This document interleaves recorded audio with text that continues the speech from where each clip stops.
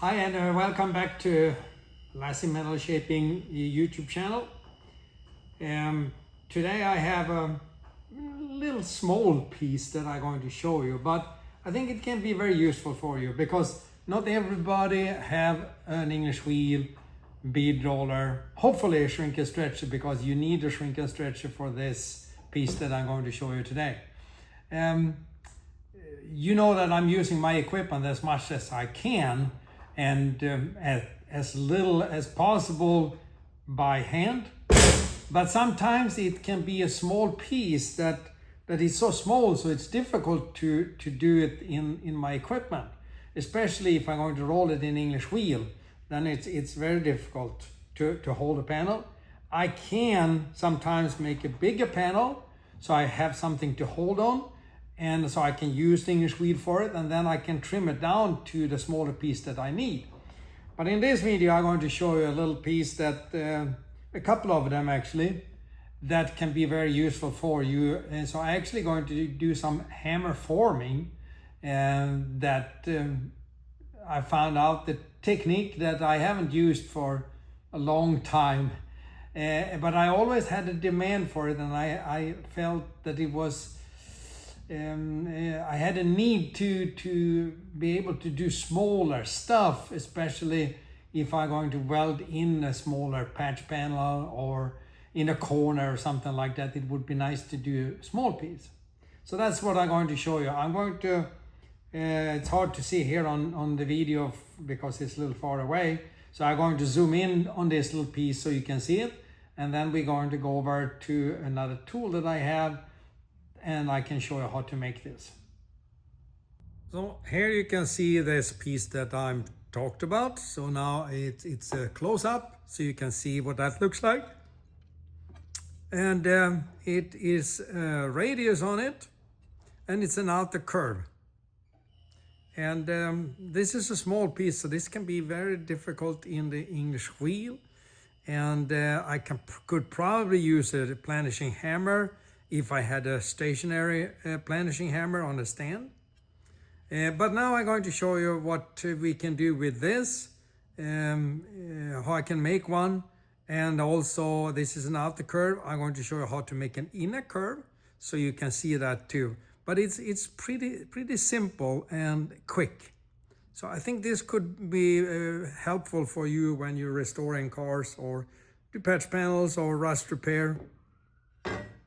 So I'm over here at my anvil.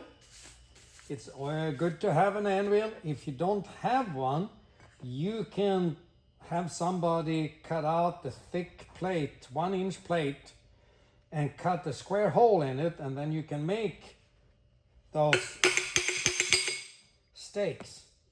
I bought this tapered cone from Eastwood, but it was a flat bar on it, so I cut that off and replaced it with one of the wedges instead. So this kind of a tool that adding to my English wheel, bead roll and shrink and stretch, it really helped me a lot, because I can, instead of holding the dolly, hammer, holding the piece, I need 3 hands. Here I can have the anvil, what I want to there too. And here I can actually start forming over this anvil.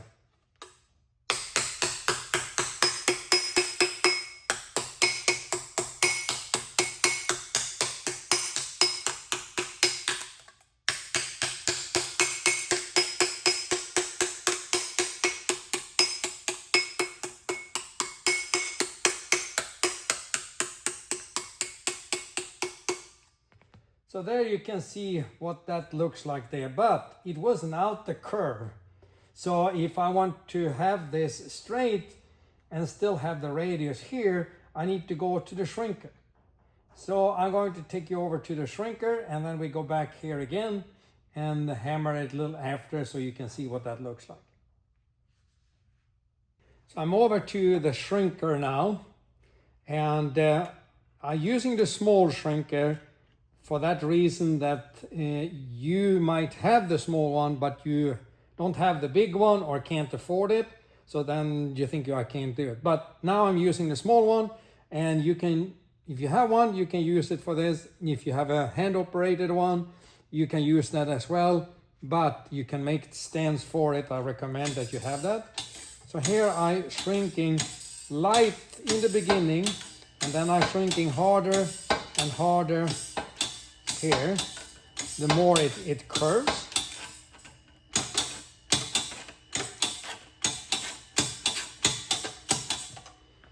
So there you can see the shape of it now. You see that it is a little inner curve there, so I might shrunk it a little too much. But we will see what happened after I hammer form that. So I'm going to go back to the dolly now. Now I can modify this piece that I shrunk, and I can go over and fine tune it, but I prefer to be closer to the end here now.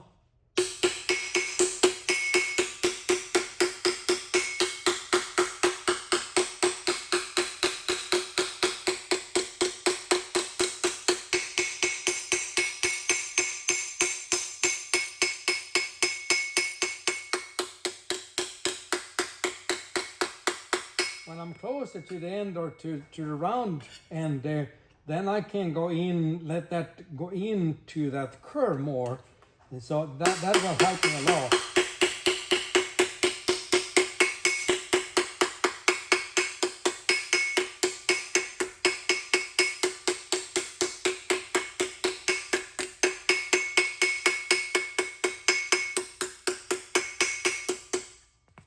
So you can see that I can get this really nice.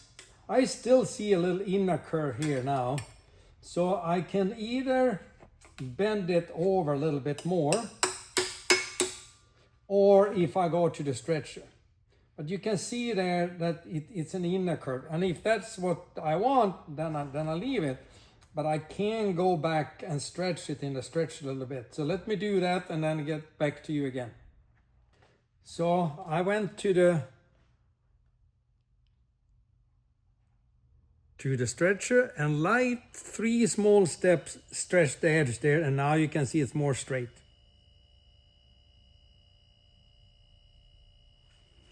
So now I would like to do a little bit tune up here.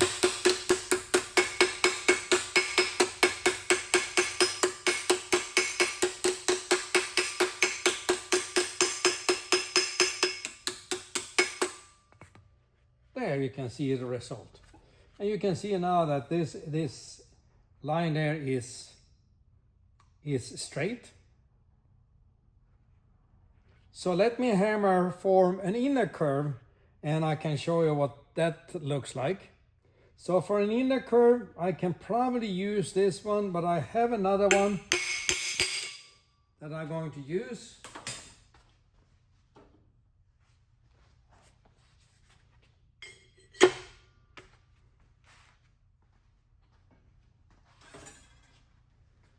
So here I have an inner curve, and if I want to flare that there, then I can use this one.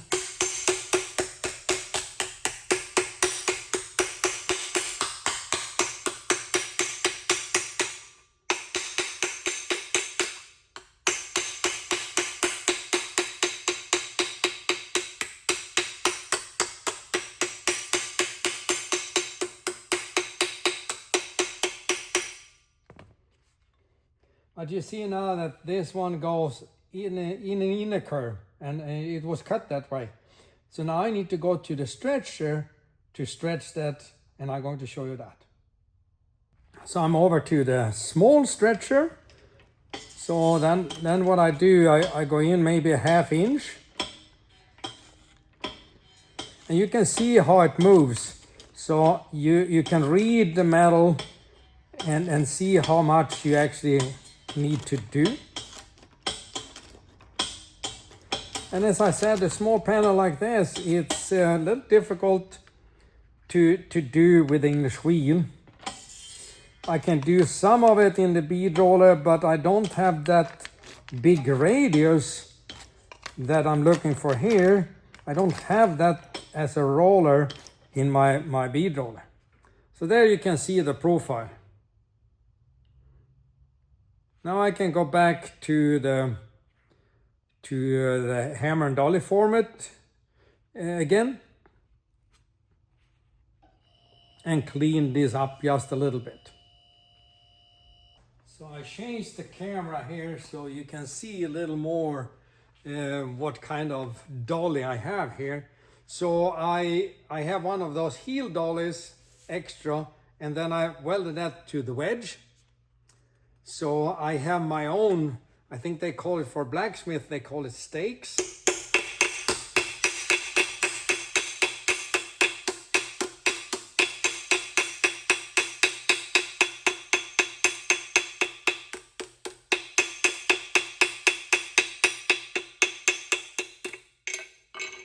Now you can see we have a really nice profile of this piece. And it's a small, tiny piece, and it doesn't take me a long time to make it, and it comes out really smooth and nice. So let me show you a little more what kind of different dollies I have here. And if you have your own dollies and you have a bunch of them, I really recommend that you take at least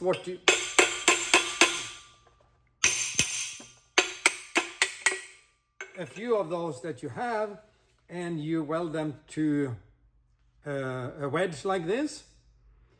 If you need that dolly on a car, for example, I can take that with me to the car, and I can use the wedge as a handle too. So they are not useless as a dolly, even if you weld this on. Many people, they have lots of different dollies, so you can take that. Let me show you a few other ones. Here you can see one that is long, and it's just a flat bar, but sometimes you need to do something so you can reach in long way in. And for sheet metal stuff, it's small adjustments, so they don't need to be super strong and heat treated and stuff like that. That is for blacksmith when they use those stakes. But for car guys, you don't need to have it like that. So I made another one that is a little shorter. And the good thing is that you can turn it this way or you can turn it this way. So you can use many different ways.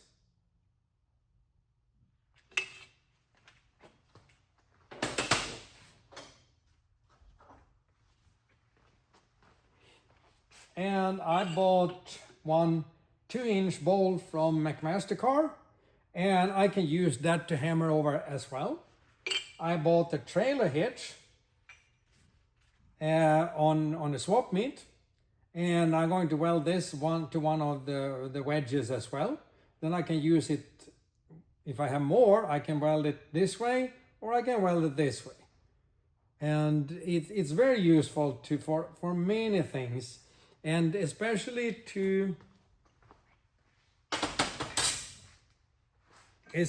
for